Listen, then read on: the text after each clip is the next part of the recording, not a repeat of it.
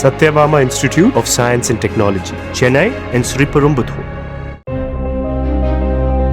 கர்நாடக முதலமைச்சர் சித்தராமையா தனது பதவியை நாளை ராஜினாமா செய்வார் என எதிர்பார்க்கப்படுகிறது. அதற்கு முன்னதாக தனது இல்லத்தில் அமைச்சரவை கூட்டத்தையும் அவர் நடத்த உள்ளதாக கூறப்படுகிறது.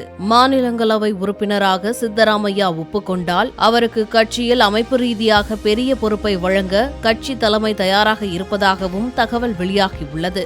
மாநில அரசியலில் இருந்து வலுக்கட்டாயமாக அவர் வெளியேற்றப்பட்டதாக இல்லாமல் அவருக்கு உரிய முக்கியத்துவத்தை கொடுத்து டெல்லி அரசியலுக்கு அழைத்துக் கொள்ள கட்சி தலைமை விரும்புவதாகவும் கூறப்படுகிறது. 2023ஆம் ஆண்டு கர்நாடக சட்டமன்ற தேர்தலில் காங்கிரஸ் வெற்றி பெற்று ஆட்சியமைத்த போது அதிகார பகிர்வு முறை ஆலோசிக்கப்பட்டது. முதலில் சித்தராமையா முதலமைச்சராக பொறுப்பேற்பது என்றும் அவருக்கு அடுத்து டி.கே. சிவக்குமார் முதலமைச்சர் பொறுப்பேற்பார் என்றும் கூறப்பட்டது. இந்த நிலையில் சித்தராமையா பதவி விலகும் பட்சத்தில் டி.கே. சிவக்குமார் முதலமைச்சராக பதவியேற்பார் என எதிர்பார்க்கப்படுகிறது.